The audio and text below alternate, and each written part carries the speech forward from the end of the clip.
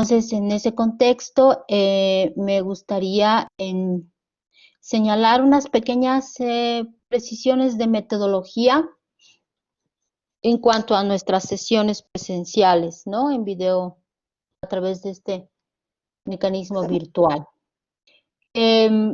Vamos a intentar pasar las clases de manera puntual. Si ahora estamos empezando a casi las 7:15, se debe a que no tenía el link, pero sin embargo ya desde mañana seré puntual en el inicio de clase. Eso en cuanto al horario. Segundo, en cuanto a la forma de nuestras clases. Bueno, nuestras clases están diseñadas bajo un concepto, ¿no? El concepto de la construcción conjunta del conocimiento. Entiendo que es un grupo multidisciplinario, un grupo heterogéneo, está conformado por servidores públicos, está conformado por abogados, por operadores del derecho, no sé si hay jueces. Entonces, bajo ese contexto, es importante escucharnos, ¿no? Escucharnos cada uno, porque estas sesiones son sesiones dialógicas, son sesiones donde nos retroalimentamos, compartimos conocimiento, y para mí es muy importante esta metodología porque desde sus experiencias, desde sus realidades, pues empezamos a la construcción conjunta y sobre todo al análisis crítico del derecho, al análisis crítico de la administración de justicia, del cómo estamos viviendo la administración de justicia, cuán importante es que como sujetos, ¿no? Nos convertimos más bien en gestores de una adecuada justicia. Entonces, Esto es dañino, pues.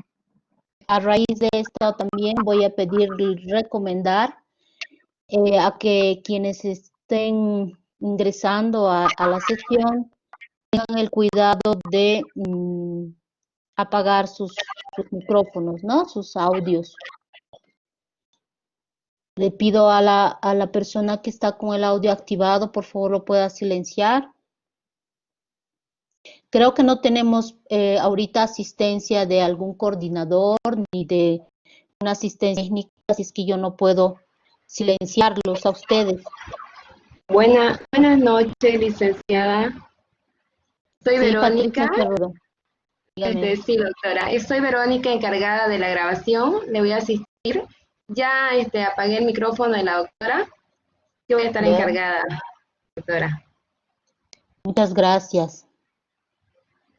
Te agradezco mucho porque ese es el único cuidado que yo les pido a ustedes, ¿no? Que evidentemente tengamos esta precaución de no activar, salvo que quieran participar.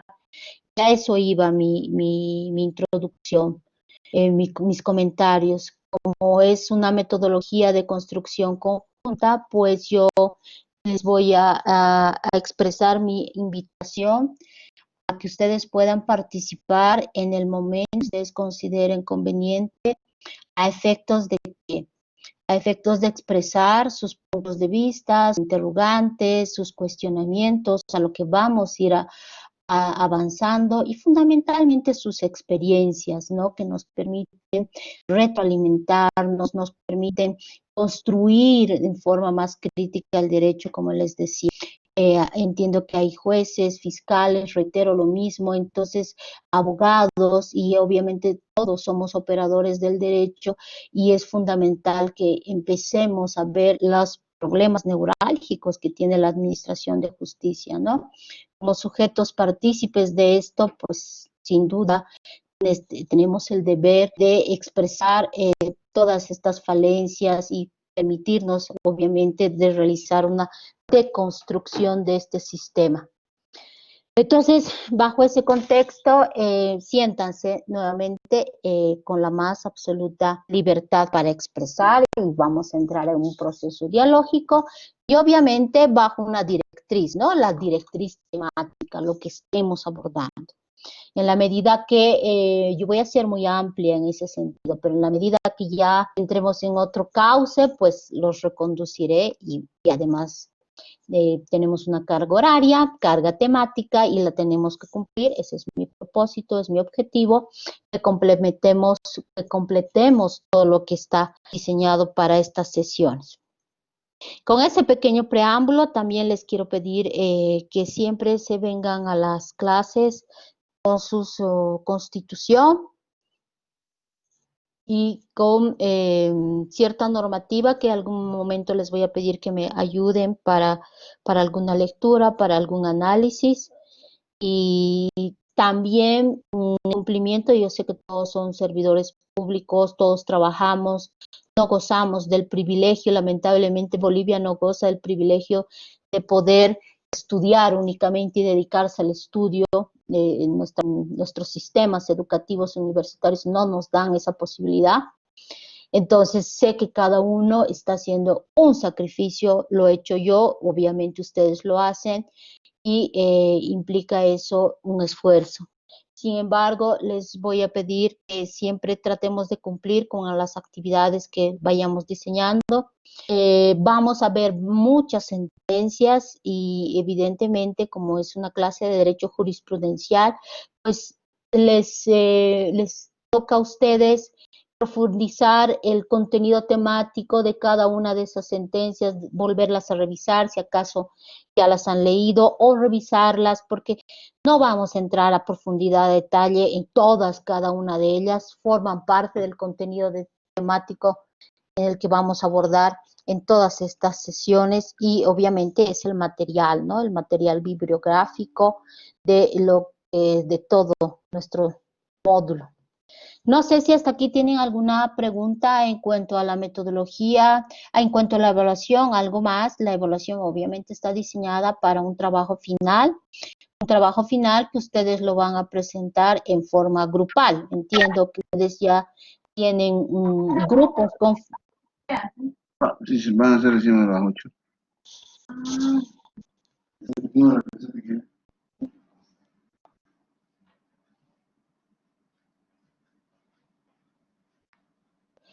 Tienen ya grupos conformados, ¿no? Entonces, no quiero afectar sus grupos conformados.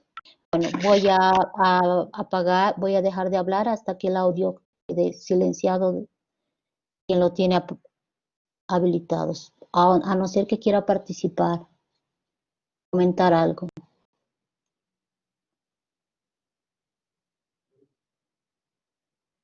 Bueno, gracias. Sin más preámbulos, voy a compartir la presentación.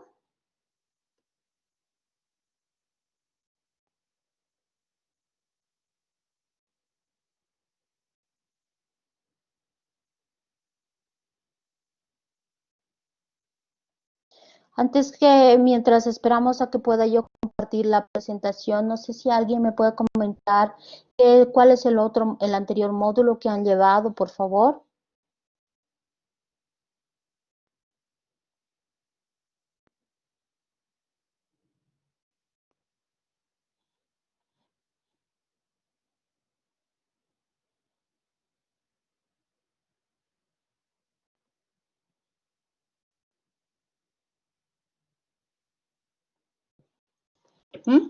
¿Nadie?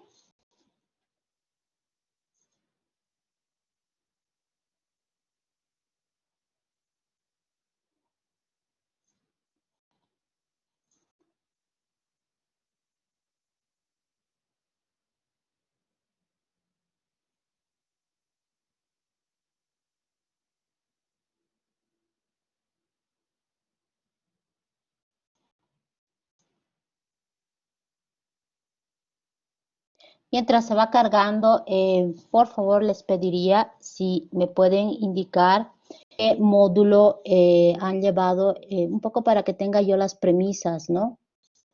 De lo que han estado viendo. Por favor, muchas gracias, doctora Ángela.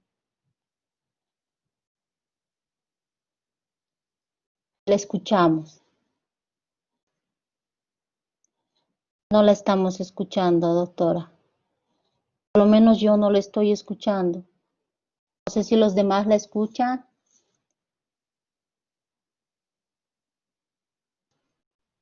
No se escucha, doctorita, quizás no le han dado, no está activado su micrófono. Sí, doctora Ángela, por favor, ¿puede activar su micrófono para que la podamos escuchar?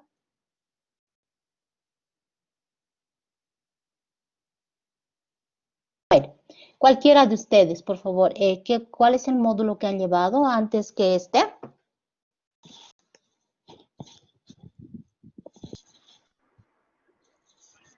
Buenas noches, doctora. El anterior módulo era la administración de justicia y el rol de las autoridades judiciales. Ah, ya, excelente, excelente, querida doctora. ¿Con quién han pasado, perdón? Con el doctor Dalmau. Ah, excelente, ya. Rubén Martínez Dalmau, ¿no? Sí. Ya, muchas gracias. Gracias, querida. Doctora, evidentemente el doctor Rubén Martínez Dalmau les ha debido dar ya una mirada del contexto, obviamente una mirada de contexto de administración de justicia, obviamente además comparada, ¿no? Y nosotros, evidentemente, ahora sí,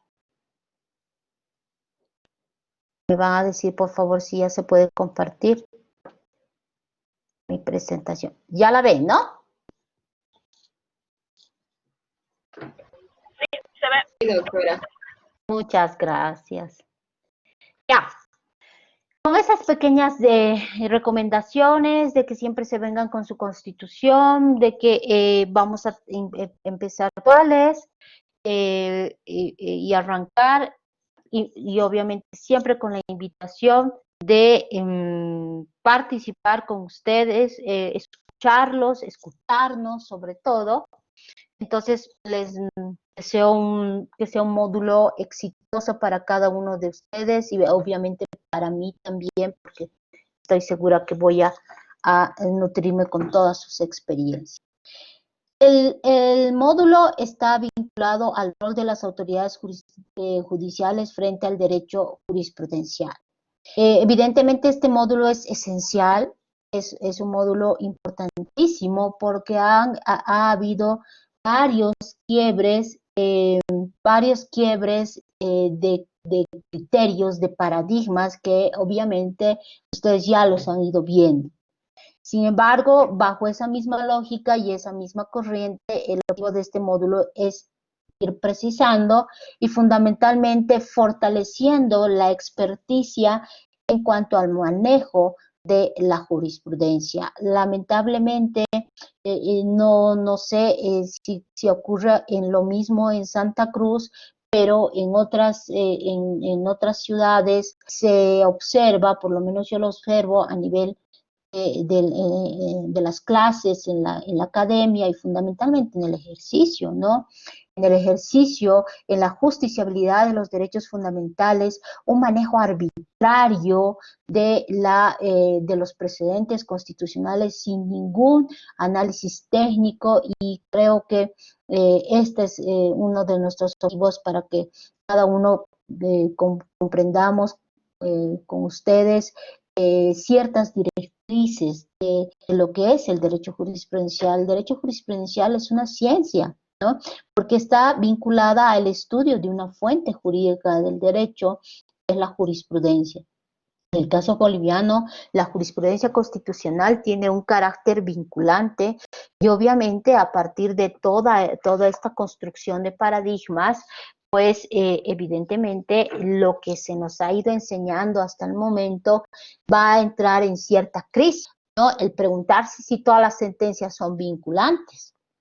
Bajo el nuevo modelo de Estado, es importante preguntarnos si acaso el artículo 203 de la Constitución, que nos habla de la vinculatoriedad de las sentencias, ¿no?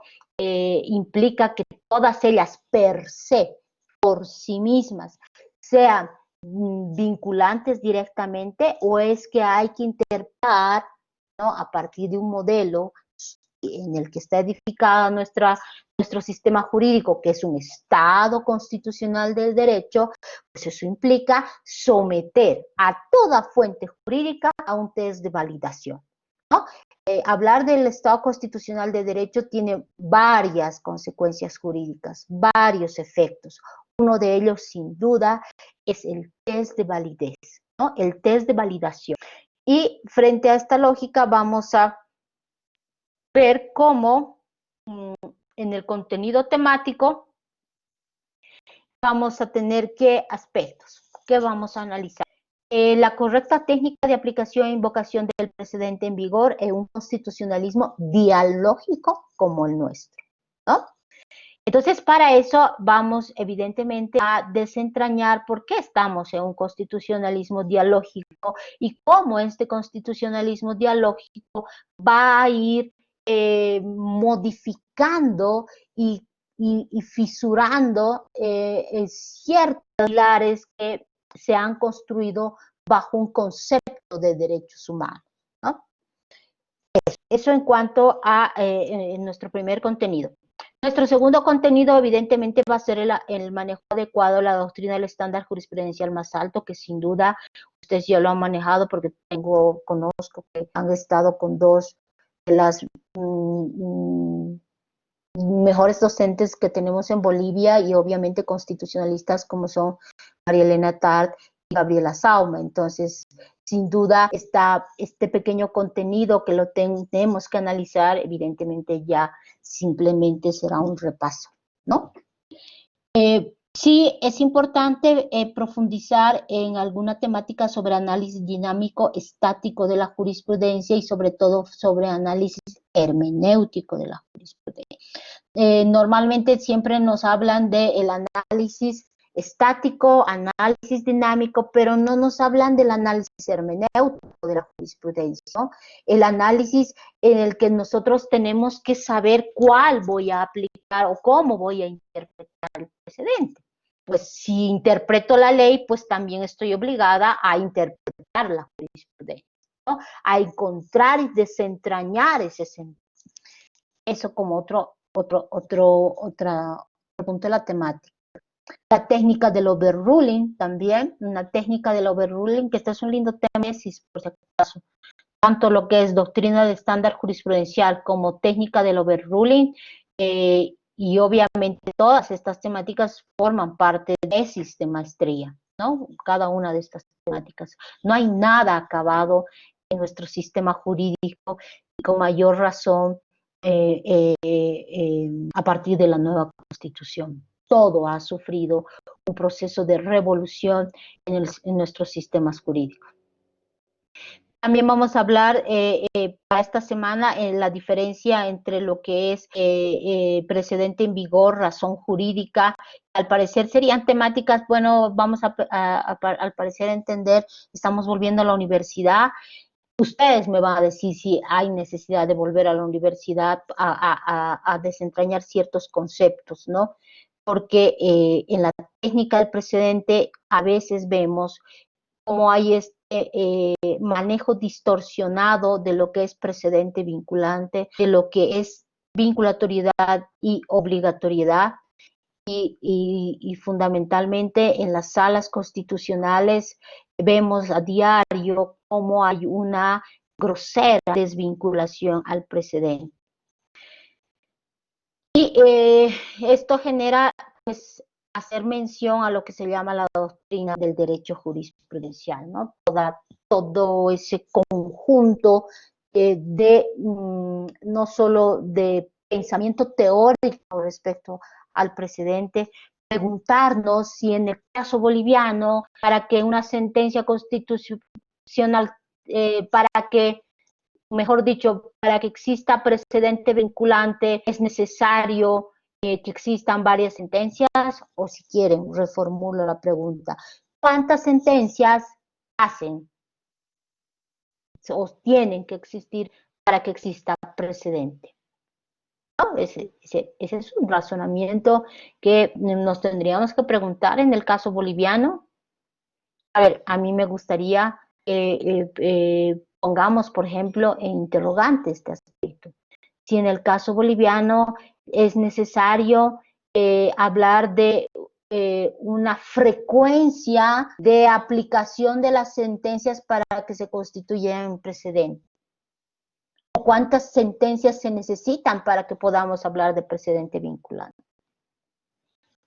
Entonces, todas estas temáticas que son problemas que hasta el día de hoy se van a seguir discutiendo, en algunos casos, otros están cerrados, por lo tanto, ya querer retornar a algo que ya está esencialmente discutido, pues es innecesario, ¿cierto? Eso en cuanto al contenido temático de estas primeras sesiones que vamos a tener. Ahora,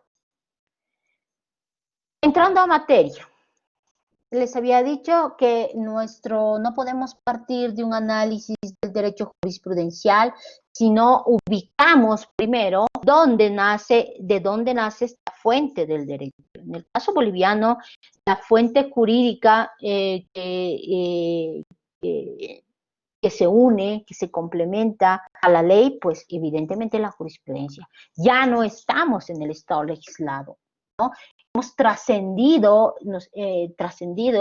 al Estado constitucional del derecho. Y si estamos hablando de un Estado constitucional de derecho, pues el sistema jurídico cambia totalmente en la forma como se va a aplicar el derecho, ¿no? Y sobre todo con la forma como se van a aplicar las leyes y en la forma como se va a aplicar la jurisprudencia.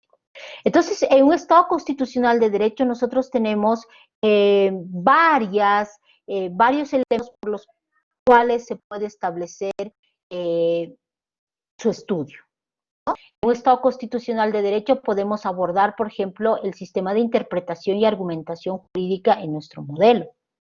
El sistema del cual se puede establecer cuál es el constitucionalismo, ¿no? Diseñado en un Estado constitucional. ¿Hay un solo constitucionalismo en un Estado constitucional de derecho? No, sin duda que no. Cada ordenamiento jurídico expresa un diferente sistema de constitucionalismo. Hace un momento hablábamos de que el nuestro es un constitucionalismo dialógico. Es un constitucionalismo dialógico esencialmente por tres motivos, ¿no? Tres motivos que hacen que podrían sustentar que estamos dentro de un constitucionalismo dialógico. Primero, hablamos y sostenemos que estamos en un constitucionalismo dialógico a partir de la plurinacionalidad, ¿no? A partir de la plurinacionalidad, evidentemente, estamos en un proceso dialógico de construcción, ¿no? ¿Por qué? Porque incorporamos a sujetos constituyentes. Varios sujetos constituyentes han formado parte del proceso constituyente para darnos una nueva constitución. Entre esos nuevos sujetos constituyentes incorporados, pues evidentemente, desde la plurinacionalidad van a ser naciones y pueblos indígenas, originarios y campesinos. Naciones y pueblos indígenas, originarios y campesinos expresan ¿qué? Expresan diversidad, ¿no? Naciones y pueblos indígenas y campesinos no solo expresan el reconocimiento de derechos culturales, sino expresan más bien el gran pacto y reconocimiento de derechos políticos. Naciones y pueblos indígenas, originarios y campesinos, además de ser un sujeto de derechos humanos, es un sujeto colectivo que además tiene las características de ser sujeto político. ¿Por qué? Porque naciones y pueblos indígenas, originarios y campesinos han entrado o han realizado, mejor dicho, el gran pacto, ¿no?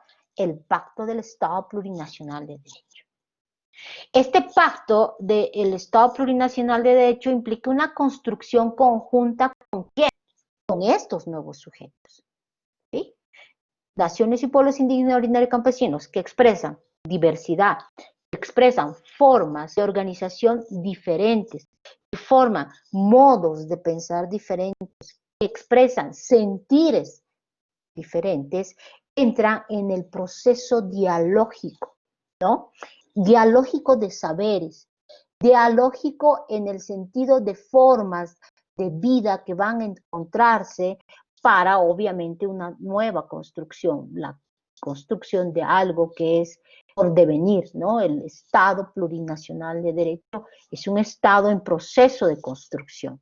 es un Estado en proceso de construcción con nuevos sujetos colectivos como son naciones y pueblos indígenas. Entonces, a partir de ese primer vértice, estamos evidentemente en un constitucionalismo dialógico.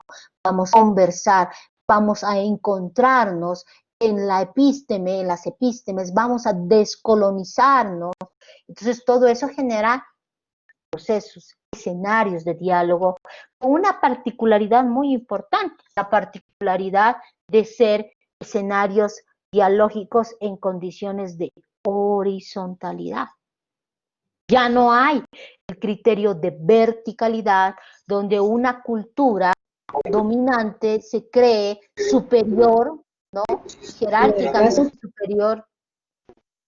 Jerárquicamente superior que las otras, como ocurre, por ejemplo, en un Estado construido bajo la lógica del monoculturalismo. Nosotros hemos trascendido eso, o sea, ya no se puede retornar. ¿Por qué? Porque somos un Estado plurinacional, con pluralismo jurídico de tipo igualitario, que implica esencialmente este proceso.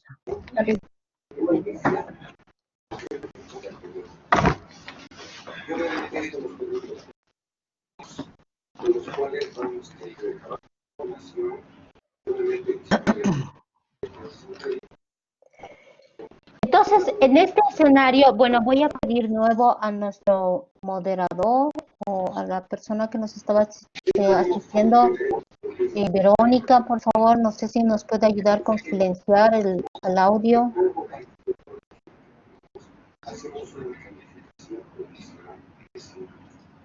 Es decir, este derecho está aplicado a los hechos de los pecados. No nos podemos escuchar la clase también, que creo que está escuchando la persona. Parece que está más interesante. Calificación de carácter profesional, la cual incluso al momento de presentar nuestra investigación o nuestra composición. Muchas gracias. Yo entiendo que no es algo no querido, no es involuntario, pero lamentablemente nos interrumpe la clase. Yo estoy ahorita con audífonos y para mí el audio es mucho más fuerte, ¿no? Entonces, pido nuevamente y les pido por favor que puedan tener ese cuidado al ingresar a clase. Nos dispersa. Ya no me acuerdo dónde estábamos, en la plurinacionalidad, en el primer vértice, ¿no? Entonces, estamos intentando sustentar el por qué estamos hablando de un constitucionalismo dialógico. ¿Y por qué la esencia de este constitucionalismo dialógico va a generar un quiebre de paradigmas en todo?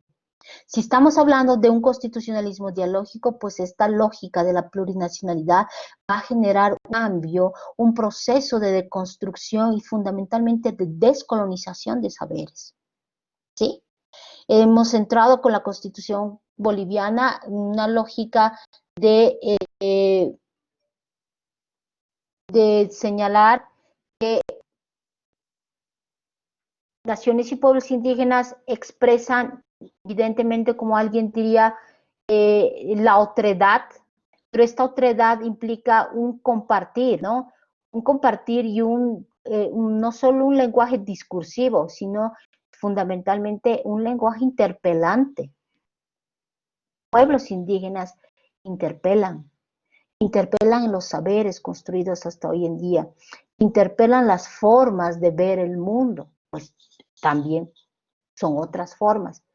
Y como hemos hecho un gran pacto, pues evidentemente el gran pacto y entre ellos los pilares esenciales, el por qué hablamos de plurinacionalidad, de por qué hablamos de pluralismo jurídico, por qué hablamos de interculturalidad, de interrelacionamiento de culturas, no por un mero encuentro de ellas y nada más, sino entramos en una interculturalidad crítica. Catherine Walsh nos dice eso, la interculturalidad es crítica del sistema, ¿no? Es crítica de la realidad, porque esta otredad, este estas nuevas formas de ver el mundo, no son nuevas, diferentes formas de ver el mundo, pues entra en un proceso de un contexto específico. ¿Quiénes son pueblos indígenas? Pueblos indígenas generalmente son colectivos históricamente oprimidos, ¿no? Históricamente marginados, invisibilizados. Y el Gran Pacto, a raíz de su preexistencia estatal, pues genera precisamente un pacto para construir y para una construcción transformadora de la realidad. Ya no entramos en un proceso de homogeneización de la realidad o de procesos o políticas públicas de asimilacionamiento. La plurinacionalidad descarta todo eso.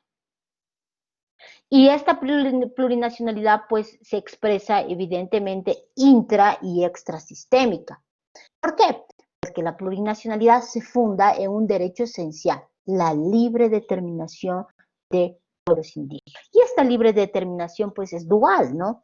Tiene una dimensión intrasistémica. ¿Por qué? Porque con la libre determinación, naciones y pueblos indígenas tienen el derecho fundamental a autoorganizarse, autogobernarse, a ver sus modos y organizarse mejor a partir de sus modos y vidas de desarrollo y fundamentalmente a nivel interno a partir de su libre determinación. Y por eso se exige territorialidad, reconstitución de los sistemas jurídicos. Entonces, estos procesos de territorialidad, reconstitución de los sistemas jurídicos genera un contexto diferente, ¿cierto? Un contexto vinculado a esa realidad empobrecida. Entonces, todo esto no puede ser objeto de abstracción. Debemos partir de esta realidad. Ahora, el otro vértice del por qué estamos hablando de un constitucionalismo dialógico, pues sustentado, que va a incidir en los procesos de interpretación, en los procesos de argumentación. ¿Por qué va a incidir en los procesos de interpretación y por qué va a incidir en los procesos de argumentación? Porque al momento de interpretar ya no me voy a vincular únicamente a la ley. Al momento de interpretar y argumentar estoy obligado a partir de ¿qué? De esos sistemas jurídicos, de esa otra realidad, ¿no? Entonces, a partir de este contexto, este primer vértice que sustenta o fundamento, si se quiere, del por qué estamos en un constitucionalismo dialógico, se une al otro, ¿no? El otro es que a partir del sistema plural de fuentes jurídicas, también estamos en un sistema de un constitucionalismo dialógico, ¿no? Que vendría a ser el segundo fundamento del por qué estamos en un proceso continuo y constante de relacionamiento dialógico entre saberes, entre sentires, entre pensares, ¿no? Y los sistemas, la pluralidad de fuentes jurídicas, vamos a ver cómo a lo largo del derecho jurisprudencial tiene que ser captado, ¿no? El derecho jurisprudencial va a incidir precisamente porque si ustedes revisan la jurisprudencia del Tribunal Constitucional, pues existe jurisprudencia que ha sido construida a partir de esta interpretación plural. Por eso es que el Tribunal Constitucional lo primero que hizo en las primeras sentencias fue hablarnos de un control de constitucionalidad plural. Por eso es que ahora nos habla de enfoques, ¿no? Nos habla de enfoques de la plurinacionalidad o el enfoque intercultural. Y eso incide esencialmente a partir en la interpretación, en la argumentación. ¿Por qué va a incidir? Porque en la interpretación yo no solo voy a decantarme en la ley, porque estamos en un sistema pluralizado. Y es un sistema plural, ¿no? A nivel interno se ha pluralizado nuestro sistema jurídico a nivel interno, como también a nivel externo, extrasistémicamente hablando. A nivel interno, pues estamos en un sistema plural de fuentes, no solo desde la plurinacionalidad, evidentemente desde la plurinacionalidad, las normas y procedimientos propios de naciones y pueblos indígenas son sistemas jurídicos que forman parte del sistema plural de fuentes, ¿no? Que tienen igualdad de condiciones.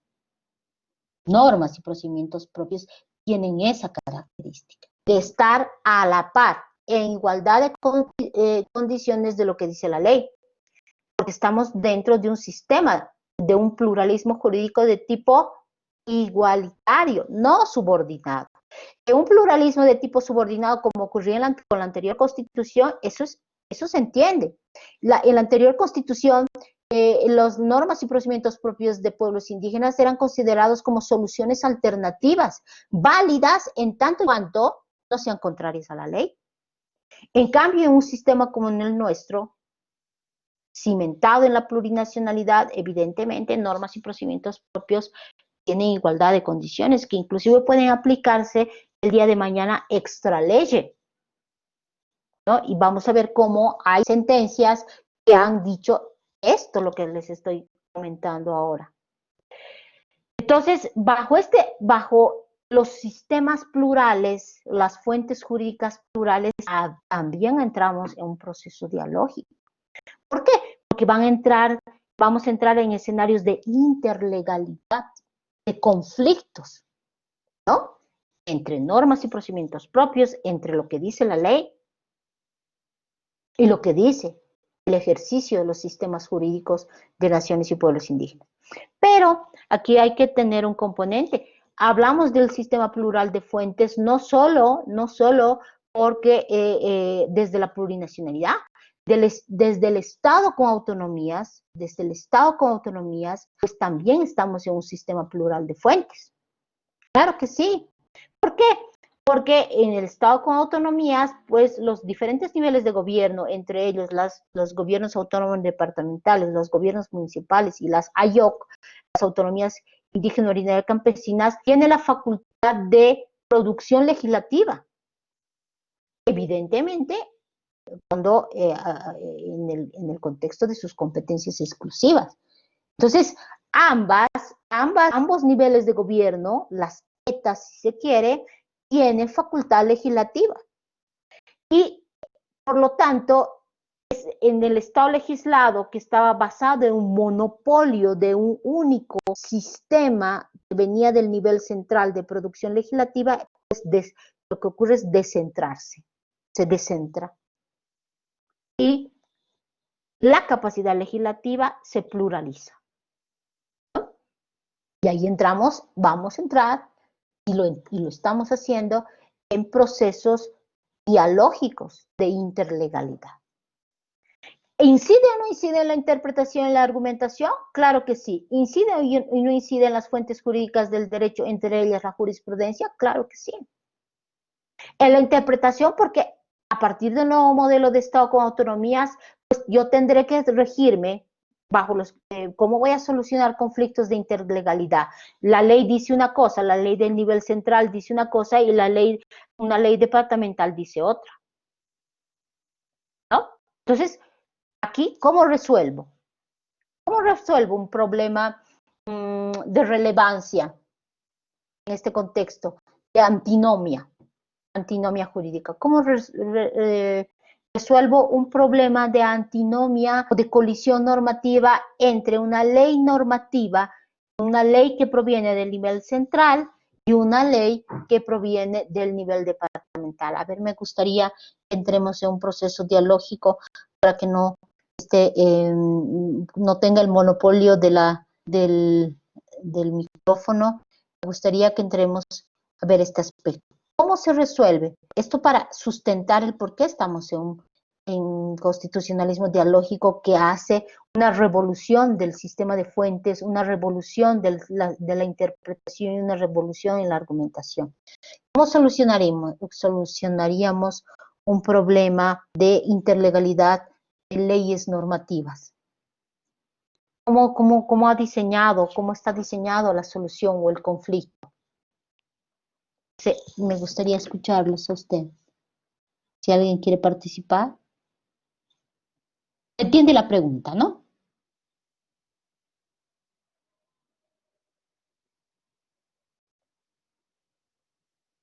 ¿Cuáles son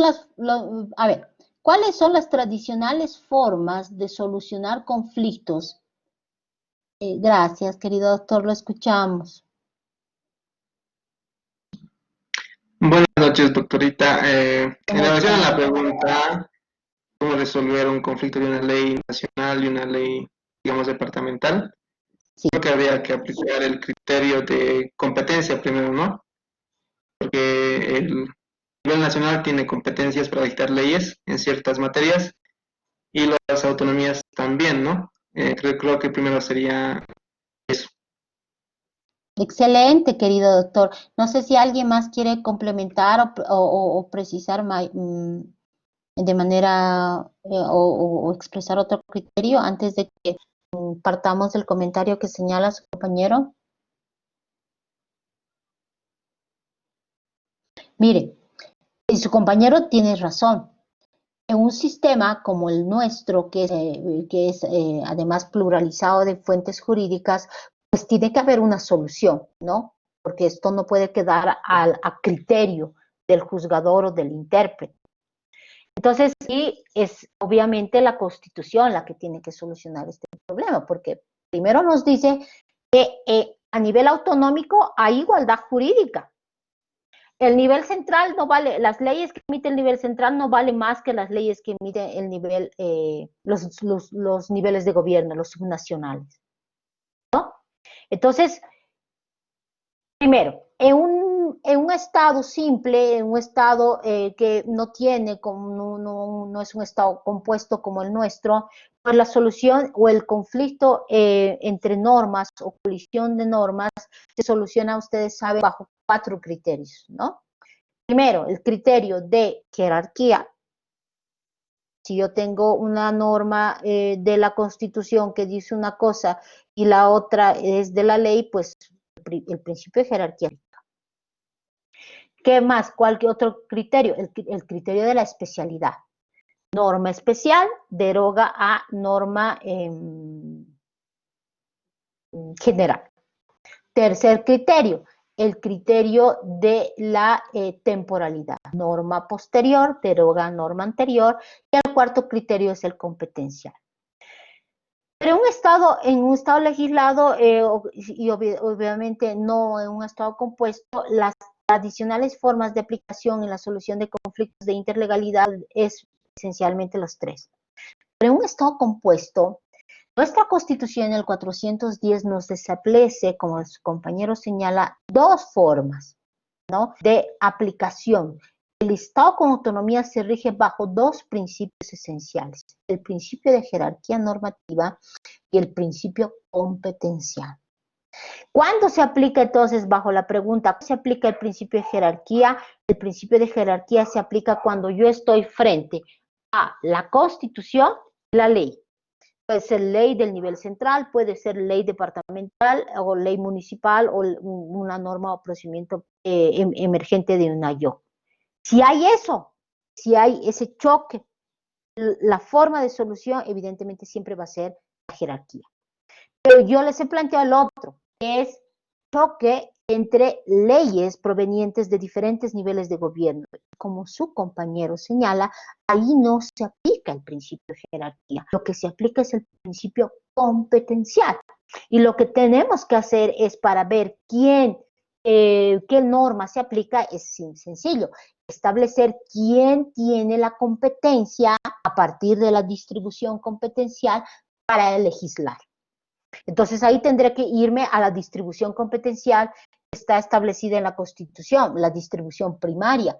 Es la Constitución la que establece a quién le corresponde legislar en determinada competencia y en determinada materia. Entonces, sencillo, lo que tendré que hacer es vincularme primero quién es el órgano que por Constitución, por distribución competencial, está facultada para legislar en esta materia.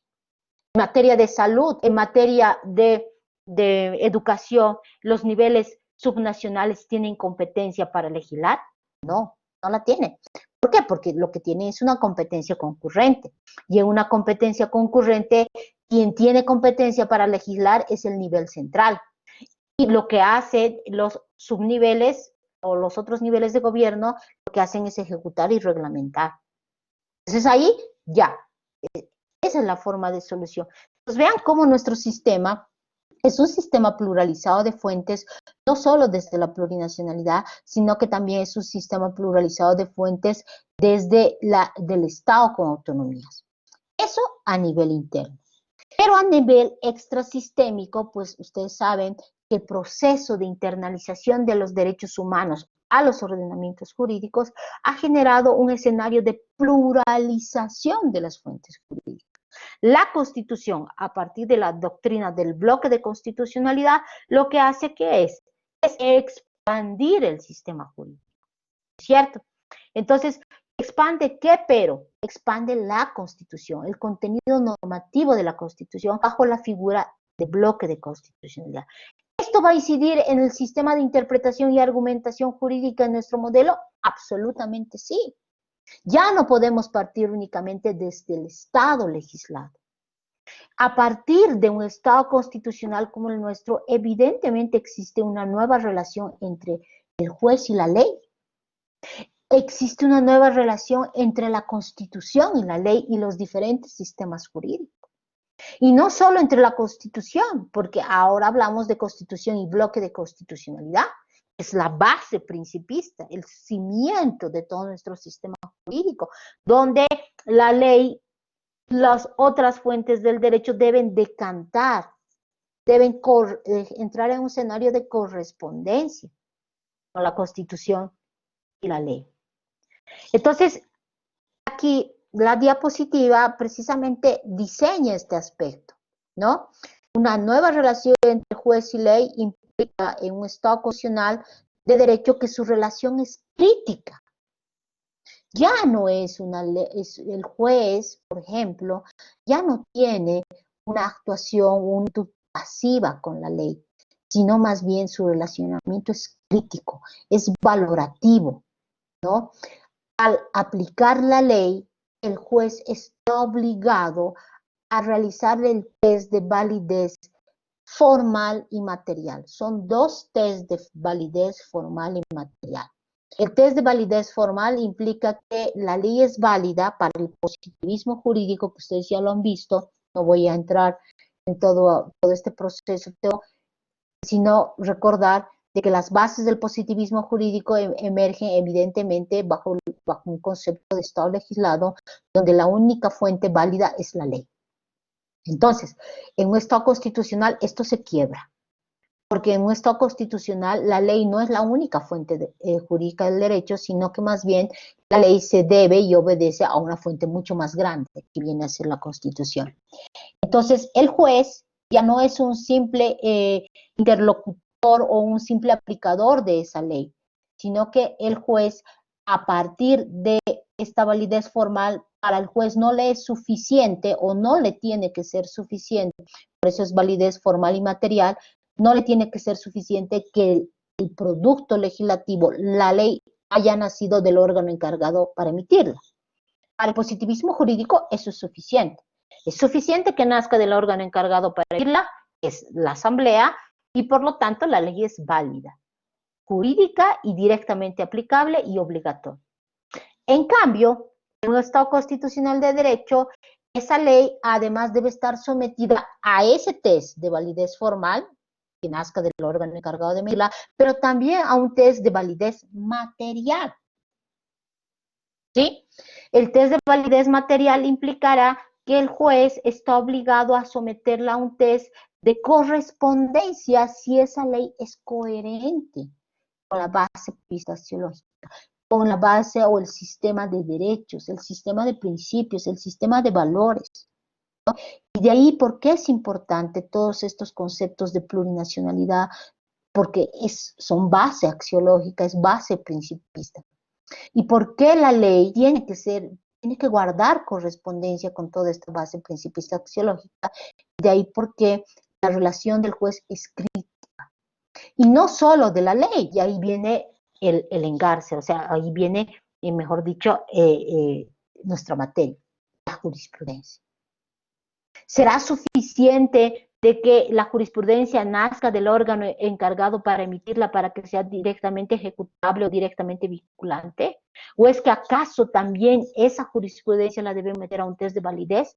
¿Acaso la jurisprudencia no debe ser coherente con la base principista axiológica? ¿O es que el Tribunal Constitucional tiene inmunidad en ese aspecto? El Tribunal Constitucional está regido a cláusulas interpretativas que están diseñadas por la Constitución. Esta es una de las características de la Constitución boliviana, que se ha reforzado, se ha blindado con mayor fuerza, ¿no?, respecto a la discrecionalidad de los jueces.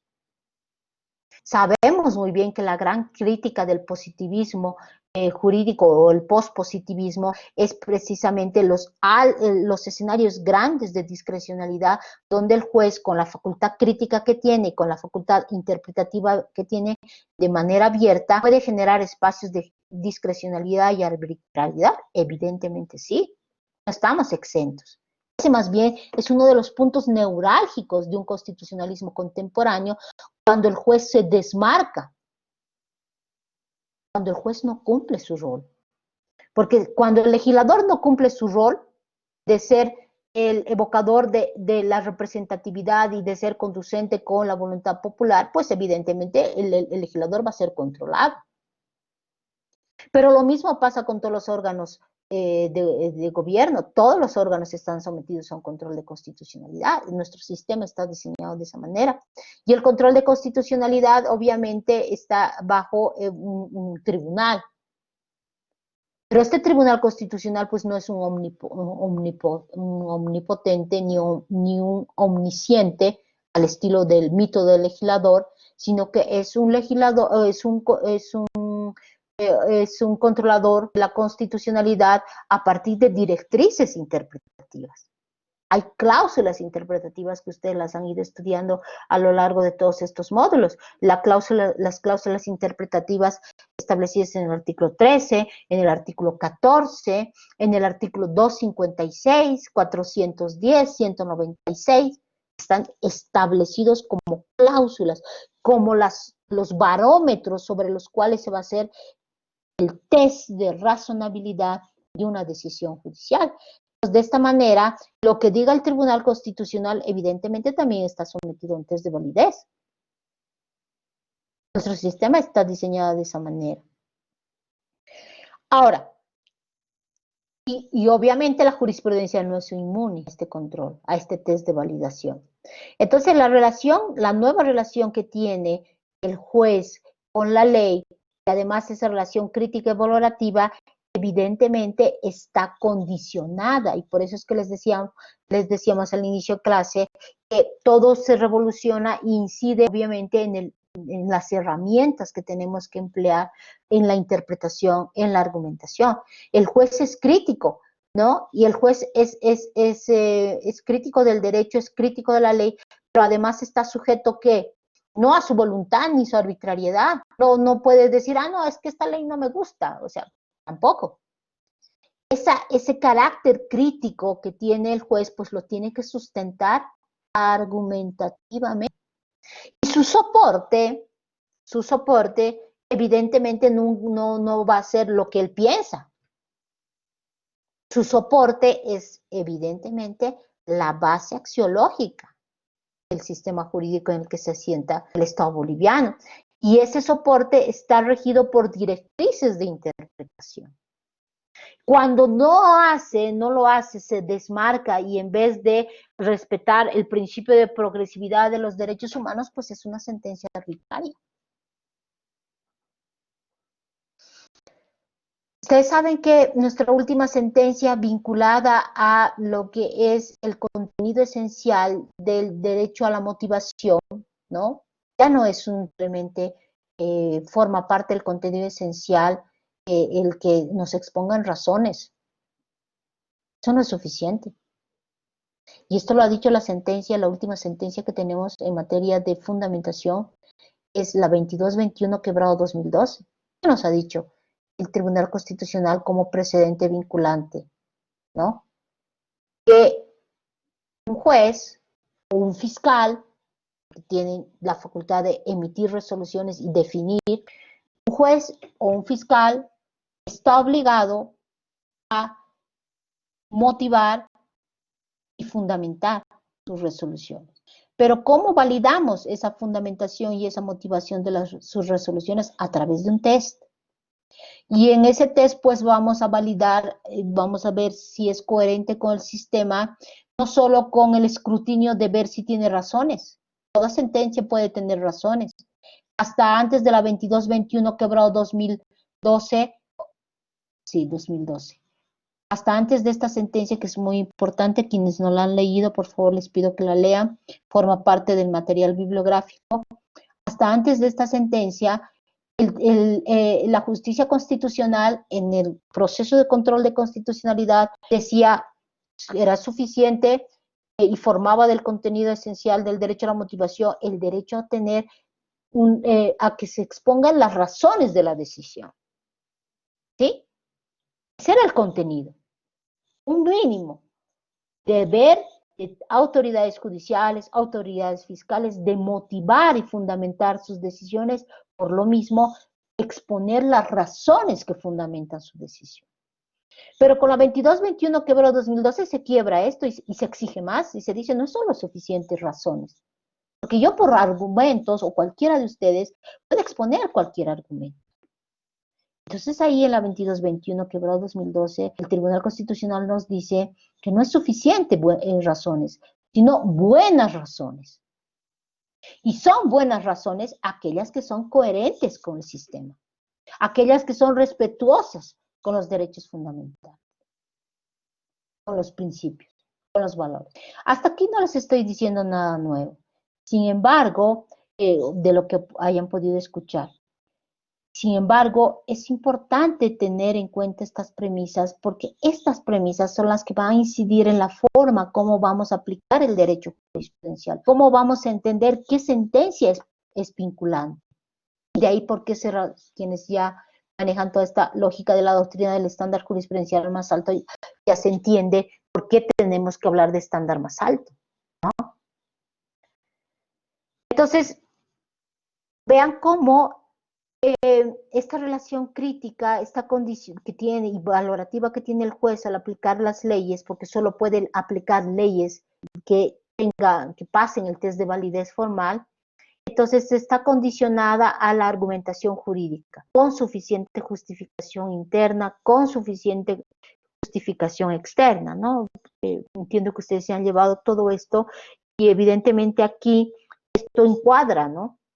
No es suficiente tener una exposición lógica de mis argumentos. Ojo, para la justificación externa yo tengo que cumplir con el test de validez material. Y por lo mismo, al aplicar e interpretar las normas constitucionales, este condicionante de la argumentación es esencial. Y las leyes, evidentemente, se van a interpretar desde la Constitución y las normas del bloque de constitucionalidad, ya no solo desde la ley. A un fiscal, al resolver, por ejemplo, casos vinculados con violencia en razón de género, no solo tiene que vincularse al Código de Procedimiento Penal y a la Ley 348. Evidentemente son dos fuentes jurídicas válidas del derecho, pero además, como nuestro sistema es pluralizado, de ahí venía, les decía, es un sistema pluralizado donde el fiscal y el juez a la vez está obligado a aplicar esas leyes a partir de los instrumentos internacionales. Y ya exige mucho más. Ahí tiene que realizar control de convencionalidad, aplicar e interpretar las normas. Entonces, esa jurisprudencia será válida en tanto y en cuanto hace ese test, el test de validación con el bloque. Eso ya lo vamos a ir viendo más tarde, a profundidad. Entonces, vemos cómo nuestro sistema, si bien ha cambiado y ha dado más confianza a ciertos sujetos, en este caso a los jueces, evidentemente estos jueces no están librados a la discrecionalidad como fuertemente se cuestiona y a veces con mucha razón por el positivismo jurídico. Sin embargo, hay las esferas, los escenarios de discrecionalidad se han ido cerrando cada vez más a partir de las cláusulas interactivas. Entonces hay un control de la discrecionalidad judicial. Obviamente, ¿para qué? siempre para evitar la arbitrariedad judicial. Lo escuchamos, querido doctor, y muchas gracias por su participación. Lo escuchamos.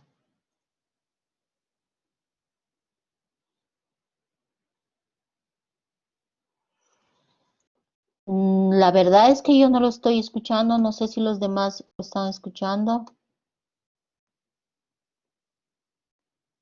No se escucha. Sí, no lo escuchamos, querido doctor.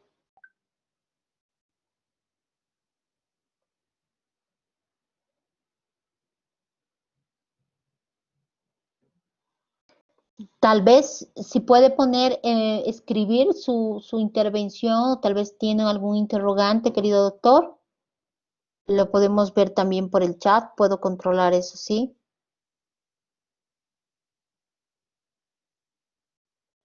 Bueno, mientras nos soluciona su problema de contacto con nosotros.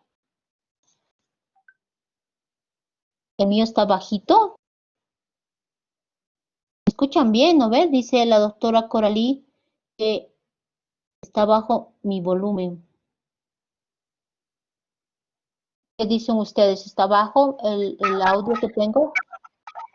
Se escucha perfectamente, doctora. Escucha bien.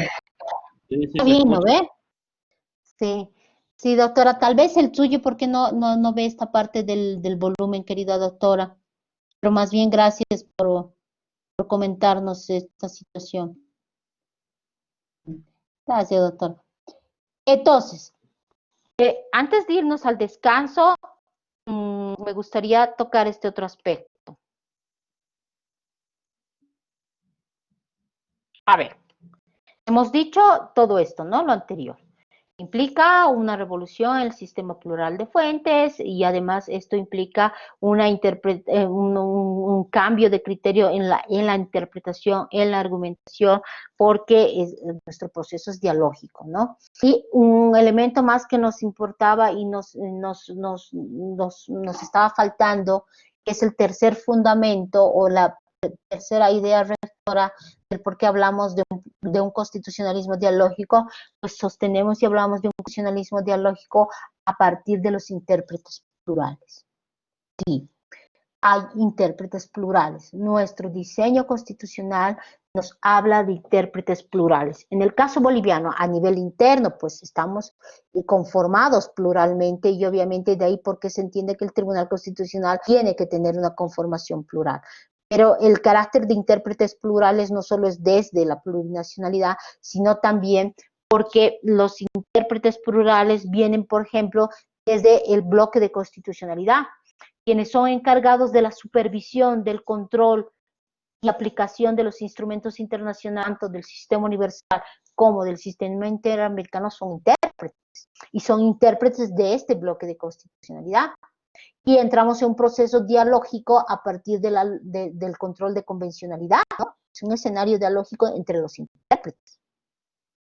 Entonces, esto hace que nuestro sistema no vivamos ya un Estado legislado donde el juez, el fiscal solo se va a vincular a lo que ha dicho o lo que dice el legislador. Evidentemente, en ningún momento estoy diciendo que no tiene que partir del legislador. Claro que tiene, porque esa es la certeza, esa es la seguridad. La primera, las fuentes jurídicas generan seguridad jurídica, porque si no, estaríamos librados al arbitrio de quien va a juzgar al aplicar el derecho. El aplicador del derecho se debe a un sistema de fuentes jurídicas. Sin embargo, lo que se está diciendo es que esas fuentes jurídicas también tienen que entrar en un test de validación y revisar todas las fuentes jurídicas que forman parte de nuestro sistema jurídico. Y nuestro sistema jurídico es pluralizado, es un sistema plural de fuentes, donde no solo está la Constitución, sino está la Constitución y el bloque de constitucionalidad. Y al estar la Constitución y el bloque de constitucionalidad, nosotros tenemos que manejar muy bien cuánto es ese quantum, cuánto es ese corpus juris del bloque de constitucionalidad. Y ahí, obviamente, nuestras herramientas argumentativas van a sufrir otro cambio de paradigma. En esas herramientas argumentativas, para sustentar mi aplicación del derecho, pues estoy obligada a utilizar estas 4 herramientas argumentativas sobre las que se cimienta el constitucionalismo dialógico. Si queremos incorporarle un componente más a este constitucionalismo dialógico, pues hablaremos de una argumentación jurídica en el marco del constitucionalismo dialógico garantista multifocal.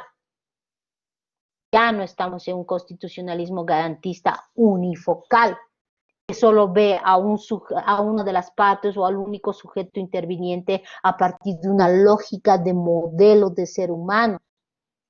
Eso lo vamos a ver después y vamos a ver cómo este cambio de percepción de lo que son los derechos humanos, de lo que es la lógica del bloque de constitucionalidad, ha incidido o incide a diario en la jurisprudencia constitucional.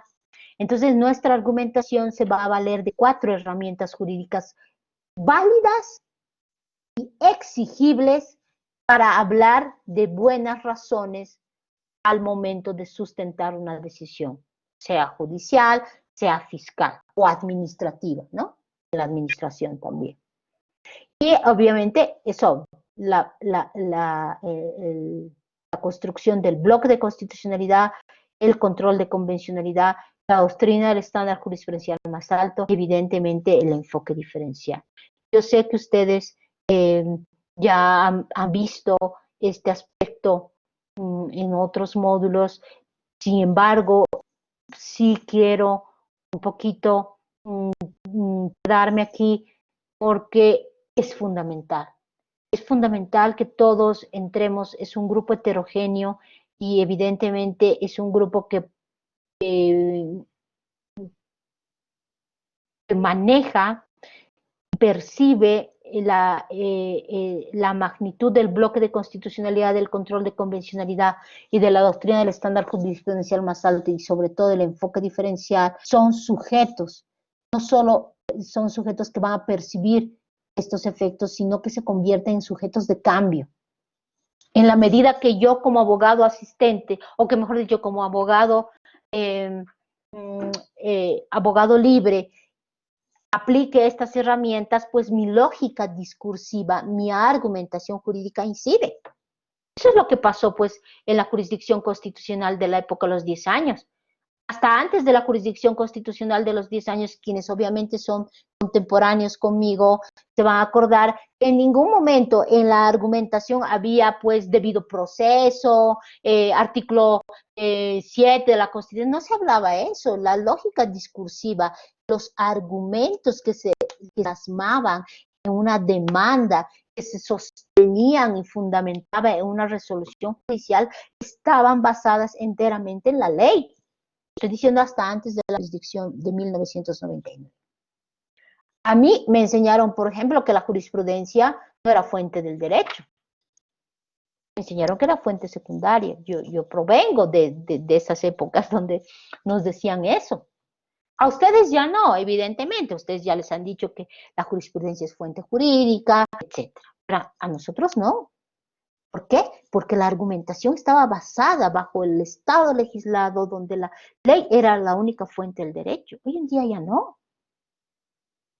Hoy en día estamos hablando ya de bloque de constitucionalidad. Entonces, vean cómo ha cambiado el lenguaje jurídico. Vean cómo hoy en día la Constitución se materializa directamente. Planteamos demandas, no solo en justicia constitucional, sino en materia penal, en materia civil, en materia laboral, a partir de los razonamientos del bloque de constitucionalidad y del control de convencionalidad. Entonces yo como actor, como operador del derecho, desde donde esté, si soy, por ejemplo, un abogado libre, pues invocaré la doctrina del estándar jurisprudencial más alto, claro que sí, estoy obligado a hacerlo. Porque para mi patrocinado, para mi cliente, yo tengo que buscar el mejor derecho para él. Y el mejor derecho para él está pues en la jurisprudencia que ha desarrollado en mejor forma el derecho fundamental que quiero defenderle. Y estoy obligado a buscar cuál es el mejor derecho. ya no únicamente decantarme en la ley, porque la ley no es omnisciente. El legislador no es omnisciente, ni omnipresente, ni omnipotente, como se nos habló bajo el mito del legislador, de que todo lo sabe, todo lo puede, todo lo conoce y está en todo. Esa fue el mito del legislador construido por el positivismo jurídico, ¿no? Entonces, frente a esta realidad de que no todo lo conoce, no todo lo legisla, porque obviamente es imposible legislar todas las minucias o todas las normas, está mal dicho, todas las situaciones donde la falta de previsibilidad humana hace de que no podamos, el legislador no haya podido llegar a esas situaciones, pues ahí, por ejemplo, el rol del juez es importantísimo, porque es el juez el que va a aplicar la ley al caso concreto, a la realidad fáctica, ¿no? Y al aplicar a la realidad fáctica, pues es un juez que debe conocer no solo lo que diga el legislador, no puede interpretar ahí si acaso nuestro sistema ya es un sistema jurídico hibridado o con hibridación, donde hay una jurisprudencia constitucional que ha interpretado, pues ese juez está obligado a aplicar esa interpretación. Nuestro sistema está diseñado así. Ya no es una cuestión de elección en cuanto si aplico o no aplico la jurisprudencia. Sí, es cuestión de elección el aplicar qué jurisprudencia, pero no al título de aplicarla porque quiero o porque puedo.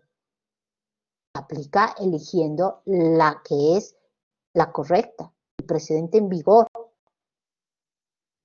¿Y cuál es el precedente en vigor? A diario nos dicen, hablamos es aquel precedente que está regido ya no solo por criterios de temporalidad, sino por criterios de favorabilidad, de progresividad. ¿Y cómo es eso? ¿Cómo encuentro? ¿Cómo defino cuál es el precedente en vigor en materia de reincorporación laboral respecto a padres progenitores? ¿Cómo defino? ¿Cómo defino el que ahora tengo un cliente donde me dice que es servidor público y además es servidor del Consejo de la Magistratura, y que como servidor de la magistratura, no obstante ser padre progenitor porque su esposa está embarazada, lo despide? ¿Se saltaron la Constitución? Entonces ahí, ¿qué valdrá? Es una temática que ya ha sido interpretada. No valdrá, no será suficiente mi argumentación, porque yo puedo entender de que, de acuerdo a la Constitución, evidentemente, todo servidor público, inclusive el Consejo de la Magistratura, goza de la garantía de inamovilidad funcionaria por su condición de padre progenitor. Pero se reirán en mí si yo les digo eso, pero no se van a poder reír del abogado cuando él invoque un precedente. Porque el órgano autorizado para interpretar la norma es el Tribunal Constitucional, y lo que él dice es vinculante, ¿cierto? ¿Qué pasa? Y aquí viene el problema neurálgico.